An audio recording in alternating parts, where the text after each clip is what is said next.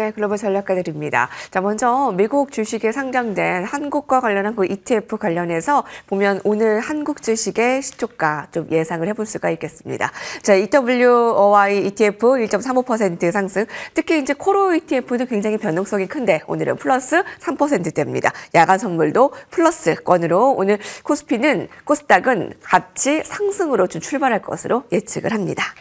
자, 글로벌 에너지 메가 트렌드 오늘 차홍선 대표 모시겠습니다. 케미칼 에너지 투자자문에서 오셨습니다. 안녕하십니까? 예, 안녕하십니까? 네, 여러분들께서 좀 궁금해하시는 드디어 이제 철강과 화학이 좀 오르는 부분을 좀 살펴볼까 합니다. 특히 포스코홀딩스의 주가가 요새 좀 심상치 않습니다. 최근 3일 동안 20% 가까이 올랐는데 미국의 알래스카 LNG 수혜 기대감 호재 이 부분 기회가 될 수 있겠고 또 반대로 이제 철강 관세 부과에 따라서 이제 10일부터 25% 관세 부분에 대한 우려감. 자, 어느 쪽에 좀 초점을 맞추면서 대응을 하면 되겠습니까? 전체적으로 보면은 저는 대형 호재다 이렇게 보고 있는데 이런 것 같아요.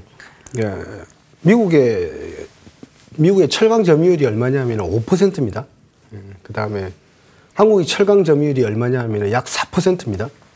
그래서 5%를 가지고 있는 국가가 4% 가지고 있는 국가한테 25% 수입 관세를 부과하겠다는 거지 않습니까? 그죠? 그럼 그것만 놓고 본다면은 그거는 부정적일 수 있어요. 근데 그거를 큰 그림을 좀 보셔야 될 게 지금 철강이 보면은 우리가 4%고 미국이 5%면은 누군가 많이 들고 있다는 거지 않습니까? 중국이 51%를 들고 있습니다. 그러니까 이번 관세의 주 타겟은 제가 볼 때는 중국이라 이렇게 보이거든요. 그래서 미국으로 봤을 때는 그러니까 이런 거죠. 철강을 가지고 있는 자, 철강과 화학을 가지고 있는 자가 전 세계를 지배하더라는 거예요. 그러니까 이제 어떻게 보면 이게 조선, 건설, 그 다음에 항공, 방위산업까지 올라가는 거잖아요. 철강 쪽, 철강이나 화학 같은 경우가.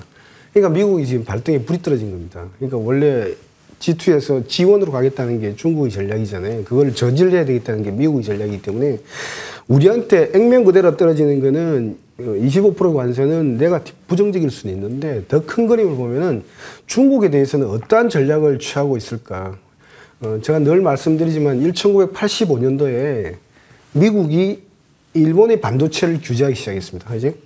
그러면서 한국의 반도체, 삼성전자라든지 하이닉스가 급격하게 올라가는 그런 좋은 계기가 됐는데 저는 제가 볼 때는 철강도 그렇게 봅니다. 그래서 보면은 지금 보면은 여러 가지 이제 철강이라는 게 방위산업하고 연결되어 있는 그런 구조이기 때문에 우리나라 지금 현재 25%만 관세를 볼 게 아니라 대중국 관세는 어떻게 되고 대중국 규제는 어떻게 되고 만약에 지금 계속해서 뉴스 플로우가 나오겠지만은 예를 들자면은 우리가 이제 여러 가지 이렇게 조선기업들 하나오션이라든지 이런 조선기업들이 지금 주가가 최근에 강세인 이유가 보면은 미국의 군함을 건조한다는 거잖아요. 막 대량으로 건조할 수 있다 이런 것 때문에 만약에 조선에 들어가는 후판을 그러니까 중국산이 아니고 중국산을 규제를 하고 여러 가지 동맹국을 위주로 한다 그러면은 제가 볼 때는 철강기업들한테는 대형 호재가 되지 않겠냐. 그런 큰 그림에서 좀 볼 필요가 있다. 관세는 이렇게 보고 있습니다. 예.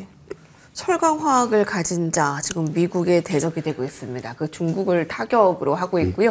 우리나라의 이제 철강은 오히려 좀 기회로 보고 계십니다. 그 최근에요 미국의 천연가스가 계속 심상치 않은 모습을 보이지 않습니까? 계속 내려갈 생각을 안 하는데 1년간에 160% 급등했습니다. 2년 내 최고치를 달성했고요.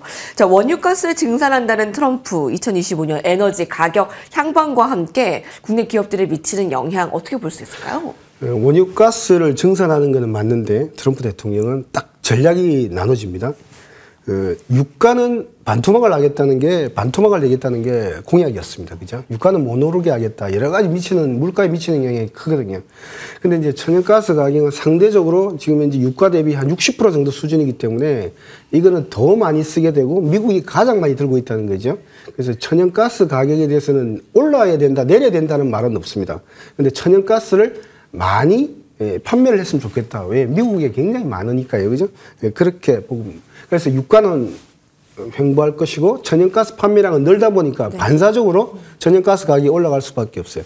그러니까 8대1이 구조를 보이는데 예를 들면 천연가스 자체를 파는 게 미국으로 봤을 때는 부가 8이 더 증가되고 그다음 천연가스에 부과되는 철강이라는 미국 철강이라든지 미국 화학기업들이 이를 미치는데 공교롭게도 이렇게 우리나라 철강 기업들이 화학 기업들이 언제 가장 많은 돈을 버느냐면은 전 세계 경제가 금리 인하로 경제가 좋아질 때, 두 번째는 미국이나 중동 쪽에서 천연가스 가격이 급등할 때 한국의 철강이나 화학 기업들은 사상 최고의 영업이익률을 구가하더라. 그래서 지금 현재 천연가스 가격은 대형 호재다 이렇게 보시면 될 것 같습니다. 네. 포스코홀딩스 오늘 시작하자마자 얘기를 하니까 많은 분들의 관심을 모으고 있네요. 그렇지 않아도 지금 질문들이 올라오고 있는데 타이밍이 감사드립니다. 포스코홀딩스 일시적인 현상 같은데 대표님의 생각은 어떠십니까? 추가로 어떤 투자 포인트 가져가면 좋을지 포스코홀딩스에 대한 투자 전략 좀 더 구체적으로 살펴주신다면요. 말씀드린 대로 포스코홀딩스가 당기순이익이 2007년 이전에는 5조 원을 했습니다. 그 다음에 2021년에는 당기순이익이 7조 원을 했습니다. 7조는 어마무시합니다. 그죠? 그것만 10배에도 뭐 70조 이런 말이 될 수도 있는 거잖아요. 근데 이제 그런 그림인데 제가 볼 때는 첫 번째는 뭐냐면은 참 두 가지가 겹쳐 있는데 여러 가지 전 세계적으로 경기 부양, 중국을 포함해서 수요를 확대하는 정책이 있고 두 번째는 천연가스 가격이 급등할 때 제가 볼 때는 포스코홀딩스는 두 번에 걸쳐서 보면은 사상 최대의 이익을 냈다는 거죠. 지금 세 번째 단계에 들어갔는데 지금 여러 가지 경기 부양을 합니다. 그래도 금리 인하가 됐고 유가가 안정돼 있으니까요. 근데 천연가스 가격이 급등해 있잖아요. 그래서 제가 볼 때는 세 번째 좋은 환경이 들어갔다 이렇게 보시면 될 것 같고 두 번째는 이제 낮은 밸류에이션입니다. 낮은 밸류에이션이고 세 번째 같은 경우는 말씀드린 대로 우리가 지금 보면은 조선이라든지 이런 뭐 방위산업 같은 경우는 지금 보면은 미국 같은 경우에 발주에 대한 여러 가지 그런 좋은 기대가 있잖아요. 근데 그게 이제 결국은 철강이 들어갈 건데 철강이나 화학 제품들이 들어갈 텐데 거기에 만약에 이제 지금 현재 대중 규제 여러 가지 중국산을 쓰지 말라는 이런 미국에서 여러 가지 규제가 나온다면 그건 대형 호재일 수도 있다. 그리고 이제 포스코홀딩스 같은 경우는 신사업 같은 경우 있지 않습니까? 우주항공까지 지금 현재 신소재까지 한 5조까지 좀 매출액에 더 얹어야 되겠다는 그런 전략을 발표했습니다. 그래서 제가 볼 때는 이런 것들을 겹쳐서 본다면 지금 현재는 좋은 타이밍이 아니냐 이렇게 보고 있습니다. 예. 일시적인 반등이라기보다 좋은 타이밍으로 조금 더 장기적으로 바라봐도 된다라는 말씀이신 거죠? 네. 화학주에 대한 대응 전략도 세워주시죠. 비실비실 대더니 자 불기둥이 나왔습니다. 중국 덕에 돈 벌었다. 중국의 내수 진작 기대감 영향받고 있고요. 중국의 경기 부양 기대감에 화학주가 자 모처럼 반등세를 보이고 있습니다. 자 증권가도 4년 만에 흑자전환 전망하고 있는데 앞으로 추가 상승 얼마나 더 기대해봐도 될까요? 화학과 철강이 유사면이 그동안 많이 맞았었기 때문에 말씀드린 게 지금 이제 말씀드린 데는 여러 가지 경기 부양에 대한 기대감이 있지 않습니까? 금리 인하 있고. 그런데 두 번째는 그 천연가스가 지금 이제 가격이 많이 올랐잖아요. 저점 대비 160%가 올랐는데 거기에 직격 수혜를 보는 거는 화학이다 보시면 돼요. 그러니까 예를 들면 북미의 천연가스 기업하고 그다음에 중동의 천연가스 기업은 천연가스 화학 기업들은 천연가스로 화학 제품을 만듭니다. 근데 지금 현재 저점 대비 160%가 올랐어요. 여러 가지 뭐 전기료라든지 이런 게 인상될 수도 있고 그러니까.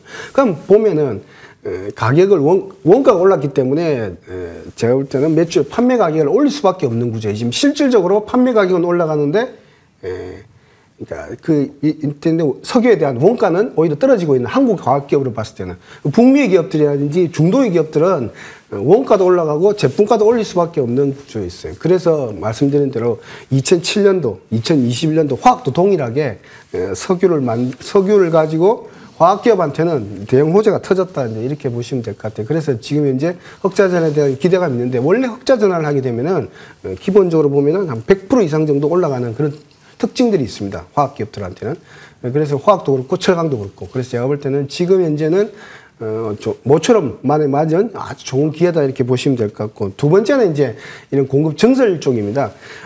조금 전에도 말씀을 드렸지만은 이 중국 같은 경우가 중국이라 이런 여러 가지 지역적으로 보면 지금 이제 화학 기업들이 돈을 못 벌었잖아요. 한 4년간 돈을 못 벌면서 여러 가지 구조조정을 하고 있습니다. 그죠? 그래서 보면 뭐 예를 들면 롯데케미칼도 여러 가지 자산들을 매각하면서 현금화시키는 그런 방안을 지금 현재 추진하고 있잖아요.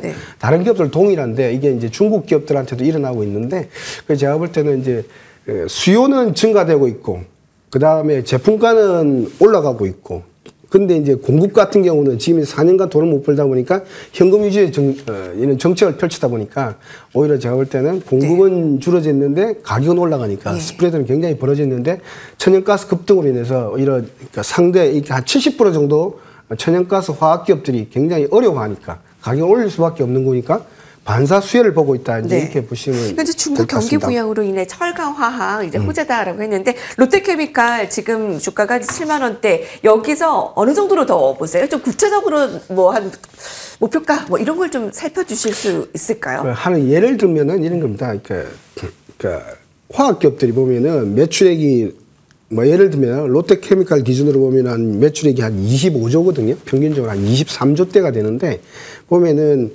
불황일 때는 어느 정도 되냐 하면 매출액 대비 한 0.3 내지 0.2까지 떨어져요. 0.3 정도 떨어진다 보시면 될 것 같고 호황일 때는 이거를 넘어가죠. 넘어가. 25조를 넘어간다 이렇게 보시면 될 것 같아요. 근데 지금 이제 제품 구조는 제품 가격은 올라가고 있고 원가는 오히려 떨어지고 있는 그런 구조이기 때문에 그럼 영업이익률이 2007년이나 2009년, 2021년처럼 제가 볼 때는 10%대를 넘어간다 이렇게 보면은 매출액하고 시가총액이 유사하게 되는 수준까지는 가지 않을까 이제 그렇게 예상하고 있습니다. 그런데 그게 롯데케미칼만 기준이 아니고 다른 기업들도 다 동일하다 이렇게 보시면 될 것 같습니다. 왜 올라가는지에 대해서 좀 집중적으로 얘기를 해주시는데, 여기서 뭐 10% 이상, 일단 뭐 다른 화학주도 여기까지 보도록 하겠습니다. 다음은 좀 더 구체적으로 여쭐게요. 감사합니다.